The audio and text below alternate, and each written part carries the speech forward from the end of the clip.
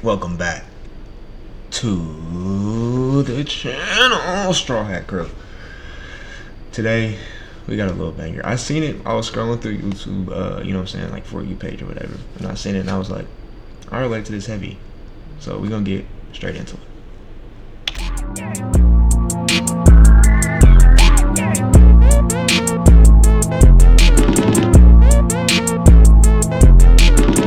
Alright, so we got a title by Everything is Better at Night by Gigi Grimy, either Grimy or Grimmy. But I'm a night owl myself. Like, I mean, I'll be staying up till like 4 a.m., 5 a.m. on the regular, just because I can't go to sleep. So we gonna see what he's talking about, see if I agree. Let's go ahead and get into it.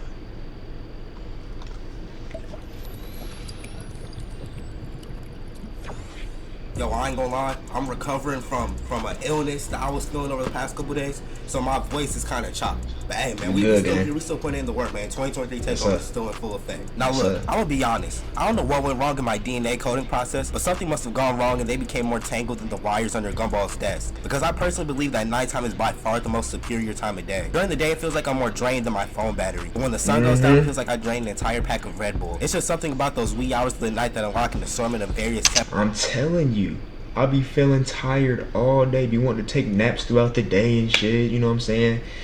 But when I get to nighttime, it's either I go to sleep and I wake up in the morning, or I just stay up. There is no feeling tired taking naps. Either you feel tired and you go to sleep and you wake up in the morning, or you just stay up the whole night. You know what I'm saying?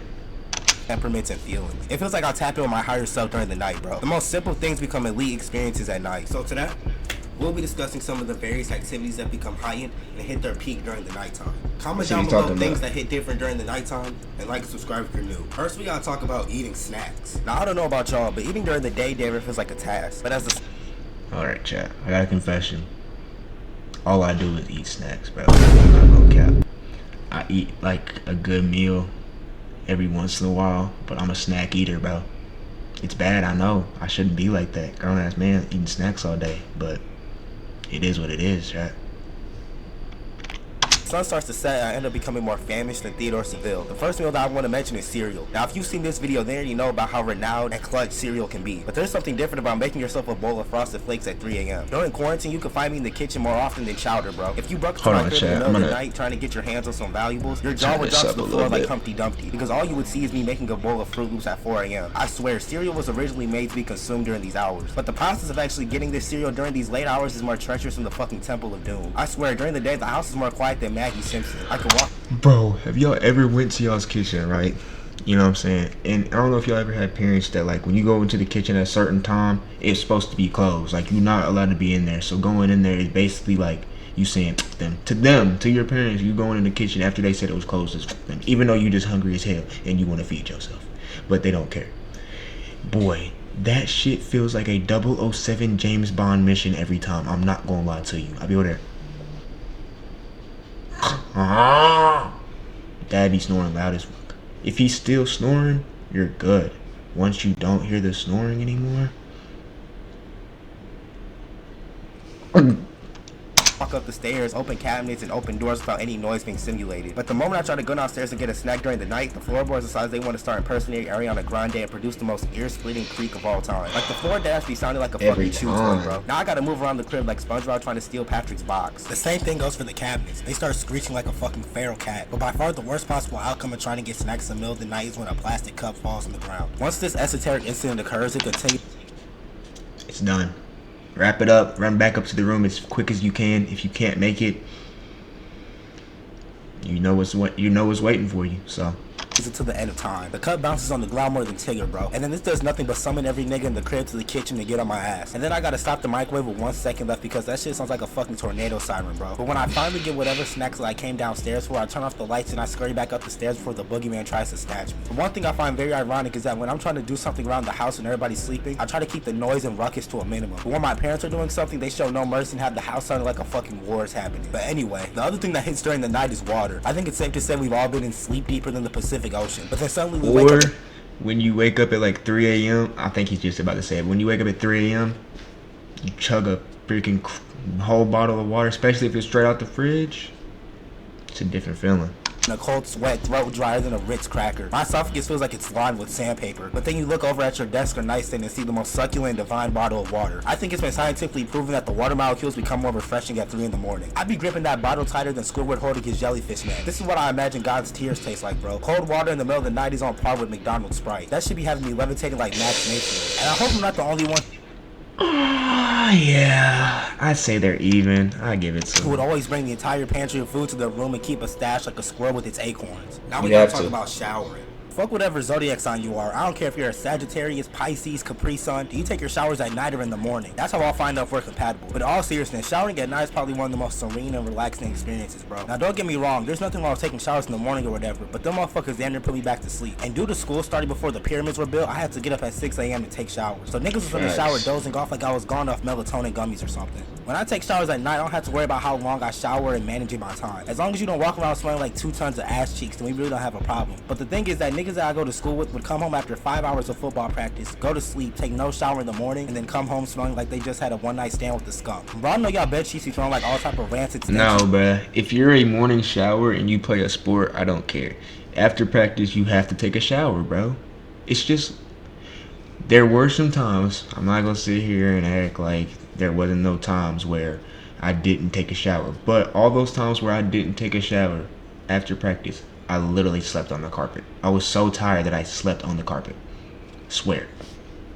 In anguish. But another reason why nighttime showers are elite is because I get to have full-on concerts in the shower. I don't know about y'all, but I be in the shower on some Rolling Loud shit. I be in that bitch like Lil Yachty, bro. I run through my playlist like 3 times. Now we gotta talk about listening to music. Now, just in case you weren't aware, music is a huge part of my life. I go through more music than Anthony Fantano. I've got my AirPods in so much you would have thought they were hearing aids, bro. But the audio waves sound different at night. When I'm listening to music during the day, it's just like I'm hearing the song, you know? It's not rocket science. But at night, it feels like the lyrics are stomping me out like... At night, chilling in the room, you know what I'm saying? Just got done having a successful day, whatever you do. Put the headphones on, crank them up to max, noise canceling on. Oh yeah.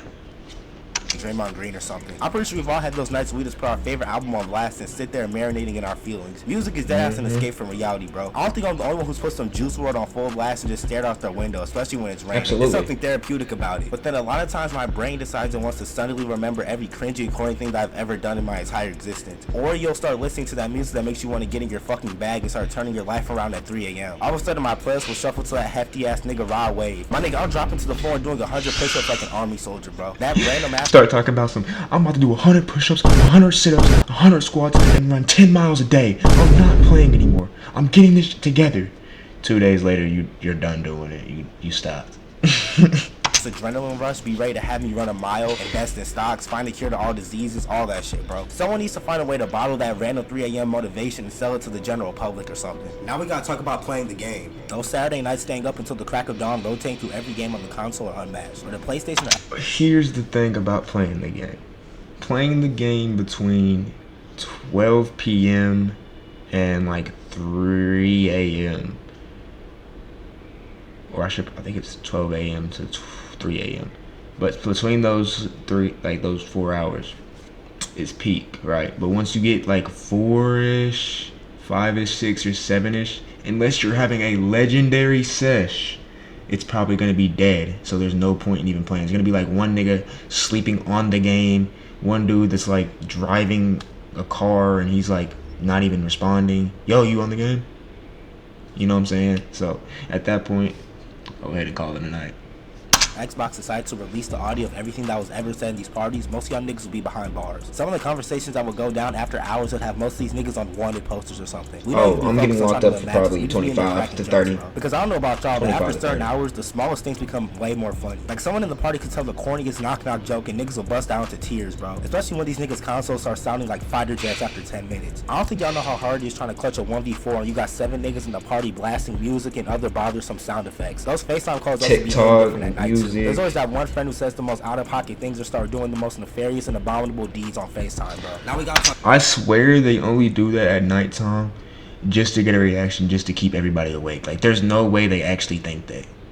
Some of the things I've heard, there's just no way they can actually think that as my brothers, as my friends. You know what I'm saying? Like, I don't know about it. I don't know. Talk about hanging out with friends. I don't know about y'all, but those little kickbacks on the deck with those flimsy ass plastic chairs be some of the realest experiences, bro. The most in-depth and authentic conversations go down. I hate those chairs. Just don't lean back in them too hard because these motherfuckers will disintegrate into thin air, bro. You know your friend group is lit, you can do any activity and it's always a top tier event. I don't know about y'all, but going to gas stations was always one of the biggest vibes. And I'm not even talking about niggas trying to take flicks like they're at some fake ass Met Gala. I'm talking about just chopping it up with the homies and splurging on cheap snacks and buying big ass Slurpees. We all got that friend who's a walking garbage disposal and will eat all those decayed ass hot dogs and nacho chips. I know sometimes at night gas stations turn into breeding grounds for crime, but that's why I always roll with my niggas in case something pops off. But just stay safe and aware if you're going out at night at all in general. Love y'all niggas. Or even doing things as simple as going out to eat with the gang is entertaining. Now we gotta talk about the night before holidays. I'm already convinced that the night before and the anticipation before holidays is dead ass better than the actual. I don't feel this one. I don't really know what he's talking about. about. Fucking Billy bounce in my stomach, bro. I'm pretty sure we've all stayed up all night on Christmas Eve trying to sneak down. Oh, like as a kid. Sneak peek of the gifts. This is one of the most memorable experiences I had as a kid, bro. This rule also applies to vacation days from school and work. That Friday night coming home from school and knowing that you got the next 2 weeks off will always be exquisite. Niggas was staying up like an insomniac because you knew you didn't have to get up early the next morning to go to school. The only problem is that when classes start back up, you gotta adjust your body to having a schedule again. It's like built-in jet lag, bro. And obviously New Year's Eve is better than New Year's Day. That needs no explanation. Now we gotta talk about late night drives. Quite arguably the best occurrence on this entire list. Nighttime drives are like free therapy. Well, not really because gas is a fucking mortgage, but you know what I mean. It doesn't matter if you live in a big ass city or somewhere rural. Nighttime drives are good for the soul, especially on a cool summer night with the window rolled down, blasting your favorite music. You don't even need a destination, bro. Just go wherever the fuck you want. Plus, you don't have to worry about niggas driving like it's fucking Smashy Road and damn near causing pileups. Most of the time, there's little to no people on the road at night, and you can just enjoy yourself or whoever else is with you. This really is one of the best ways to clear my mind, bro. Even when I was younger, sitting in the backseat and watching the rainfall was so peaceful. And I'd be lying if I told you that I've never gone on late night walks. I hope most of y'all can relate to when I say that the air is just so much more fresh at night. The entire world just seems free from chaos and anarchy. But like I said earlier, make sure you're staying safe out here, bro, because the moment I see anybody or hear any type of noise while I'm walking outside, I'm cosplaying Sonic diligently, bro. But I think that's gonna wrap everything up for this video, man. Comment down below some things that hit different at night.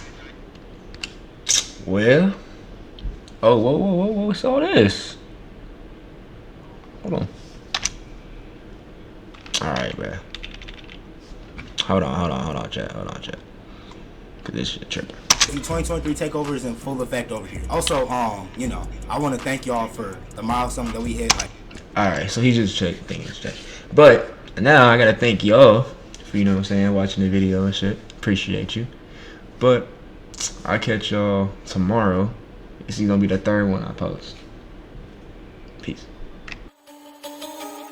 She call me Luda, bitch, I roll out with my shooters. She wanna fuck me in a Plymouth Barracuda. I got my gun on, yeah, she know I'm